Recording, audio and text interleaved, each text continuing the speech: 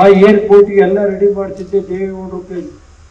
ಪ್ರಧಾನಮಂತ್ರಿಗಳು ದೇವೇಗೌಡರು ಇದ್ದಾಗ ಮಾಡಿದ್ದ ಅದನ್ನ ಆಸ್ತಿಗೆ ಬಂದಂಥ ಏರ್ಪೋರ್ಟ್ನ ಬೇರೆ ಕಡೆ ತಾಂಡೋದು. ನಮ್ಮ ವಿಮಾನ ಖಾತೆ ಮಂತ್ರಿ ಇಬ್ರಾಹಿಂ ಅವರು ಅದು ತಾಂಡೋದು ಬೇರೆ ಕಡೆಗೆ ಹಾಕಿ ದೇವೇಗೌಡರು ಕಾಲದಲ್ಲಿ ಇಲ್ಲಿಗೆ ಆಗಬೇಕಾಯ್ತದೆ. ಇವತ್ತು ಹಾಸನ ಬೆಂಗಳೂರು ರೈಲ್ವೆ ಮಾರ್ಗ ಎಷ್ಟು ಟ್ರೈನ್ ಓಡ್ತಾ ಇದೆ?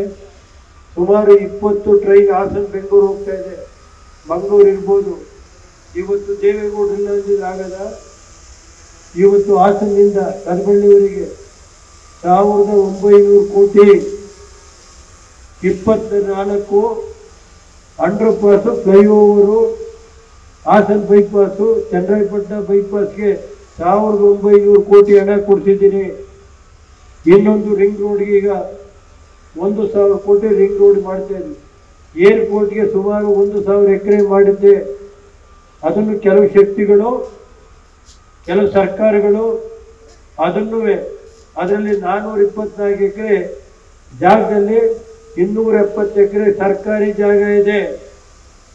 ಆ ಸರ್ಕಾರಿ ಜಾಗ ಹೊಡಿಬೇಕು ಅಂತ ಕೆಲವರು ಇದ್ದಾರೆ. ಆದ್ರೆ ಅದಕ್ಕೇನು ತಡೆ ಹಿಡಿಬೇಕು ಮಾಡ್ತಾ ಇದ್ದೀನಿ ನನ್ನ ಕೈಲಾದಷ್ಟು. ನನ್ಗೇನು ಅಂದರೆ ರೈತರನ್ನ, ಈ ಜಿಲ್ಲೆ ರೈತರು, ನಾನು ಶರದ್ ಪವಾರ್ ಇರ್ಬೋದು, ದೇವೇಗೌಡರು ಇರ್ಬೋದು, ದೇವೇಗೌಡರಿಗೆ ರೈತರಿಗೆ ಒಳ್ಳೆ ಉತ್ತಮವಾದಂಥ ಮಾರ್ಕೆಟ್ ಕೊಡಿಸ್ಬೇಕು ಅಂತ. ಹಾಸನದಲ್ಲಿ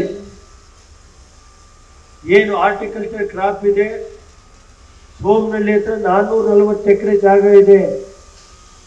ಅಲ್ಲಿ ಅಗ್ರಿಕಲ್ಚರ್ ಅಂದರೆ